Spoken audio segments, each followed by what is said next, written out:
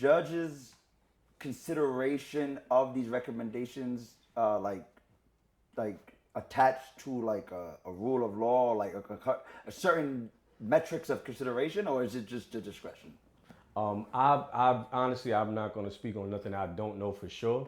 But I'm not sure of that whole process. But definitely, I will find out. I could get back to you. Okay. I guess that's something more that the federal monitor. Yeah, the federal monitor may be able to explain that, and then, of course the judge herself. But that's something that I'm not too sure of. All right. And so you spoke before, like that body worn cameras came out of this process. What other like significant changes has come out of this process thus far? As far as I know, I think that's probably the one that I think a lot of recommendations was made during the JRP, the joint remedial process. It's that thing is like 300 and something pages long. But a lot of recommendations came out of it. But I think the body worn camera was the one that really took. Came out of it. A lot of recommendations was made, but I think the body worn camera one was the one that really stuck.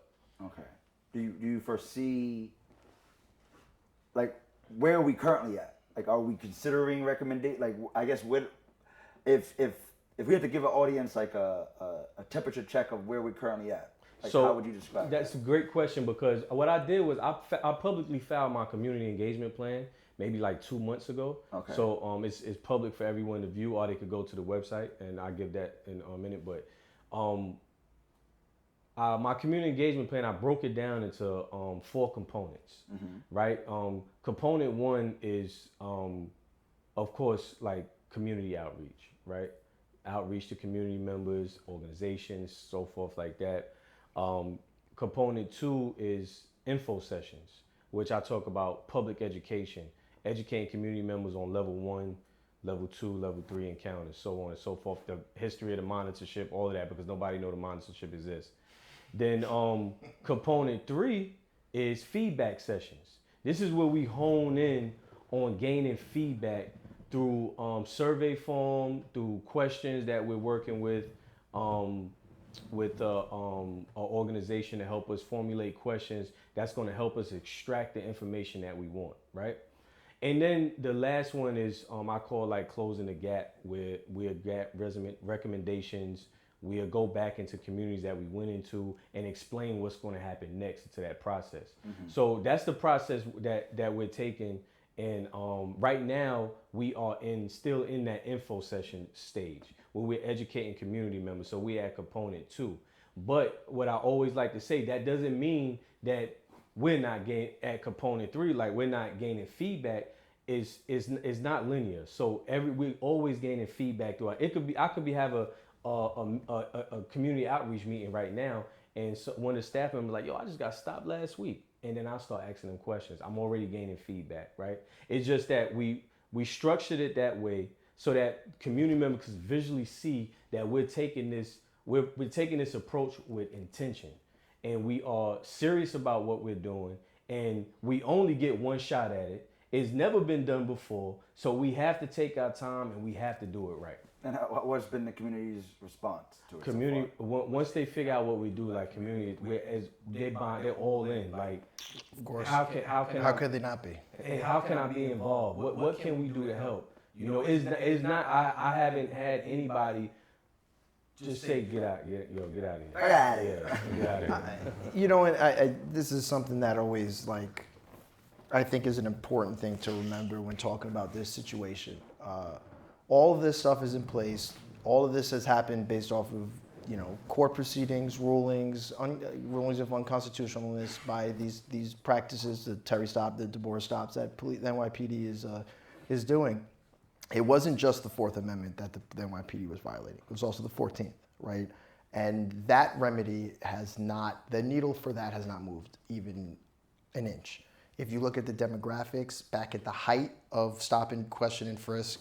So before you continue, break that down for the layman, right? Because I know exactly what you're saying, but explain what you're saying to someone who doesn't even know what the 14th Amendment is. Okay, so the 14th Amendment is equal protection under the law, right? It is, you cannot discriminate or target somebody based on their protective class, race, gender, religion, so on and so forth, sexuality.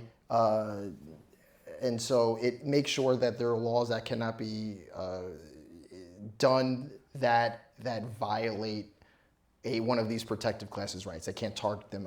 Maybe not a very good description of the No, that sounds accurate. All right, cool. So, what you're saying is racial discrimination. Changes have been made, but they're not tackling that aspect of their abuse because they're still right. enforcing the laws selectively. And the numbers actually relate this. In the height of stop, question, frisk during the Bloomberg era and Giuliani era, I think it was like 500, 700,000 New Yorkers were stopped, right? I mean, it was the numbers were so high that it actually meant that people were being stopped multiple times. Like it's higher than the demographic of the communities that they were targeting. So yeah, it's fucking crazy when you think. I didn't even think. It's a lot. 96% of these people were black and brown. Okay. Today it's 10,000. It's a little bit more because we got Mayor Kopp in office right now. So it's increased. But even when it was under de Blasio and it was 10,000 stops, 15,000 stops, the demographics were exactly the same. Reported stops. Yeah, reported. Right, which are clearly underreported. But let's just use the numbers that they provide, right? The statistics are exactly the same. It's still 96% of the people that are being stopped, whether it's 700,000 or 10,000, are black and brown, right? And this goes to, once again, culture, to societal. Like the justification is, and we've heard it in media by the people in power, these are the people that are committing crimes. So real quick, I want to just talk about the stop real quick, right? Because I want folks to understand, since we all talking about the ball levels, right? These stops, these reported stops, is at a level 3. Yeah, right. So that's what's being reported, level 3. So the 1 and 2s is technically not being reported because they're technically not stopped. So the consensual encounters. Now they're being reported. Now they're being reported beginning July 1st because of an act that came out called a How Many Stops Act.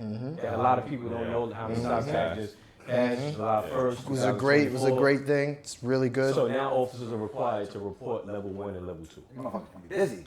Good. That's there. Then stop criminalizing and like stop policing the way they're policing, right? I mean, and once again, the 14th Amendment has not been made whole. Like there are two implications of it. There's overt acts, right? And then there's what's the word I'm looking for?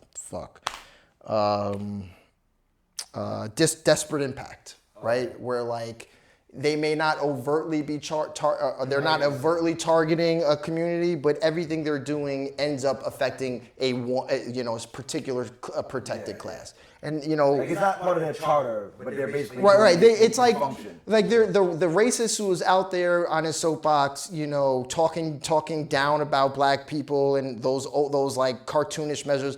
That doesn't happen as much as the person in a suit who is talking about, well, these communities are the ones that are committing the crimes. And I mean, it's the code switching. It's how white supremacy, has evolved with the times and the pushback against it. The shit's still there. It's still happening. Like the fact that yes, there are 690,000 less people being stopped and subjected to this type of, abusive, disrespectful, violent interaction with the police. But the 10,000 people that are still being stopped are still black and brown people, like at the same rate. The numbers don't lie. And we have to put those forward, and like once presented with it, it's hard to justify around it, and let those people, when brought out of the darkness and into the light, those who know. I mean, that's what has to be done. We have to shine a light on what is happening and show the numbers to back it up, because they're there. I think what can like help to see where that current state is by reading the monitor's report, 100%. Right, with the data show, because she just released this report on the 14th Amendment issues, racial disparities report. You can find it on her website, NYPDmonitor.com, and just go through those reports. The numbers are there, right? And then I'll be releasing my first feedback report from community, my feedback report to the monitor from community. I'll be releasing that report publicly probably within the next 2 months.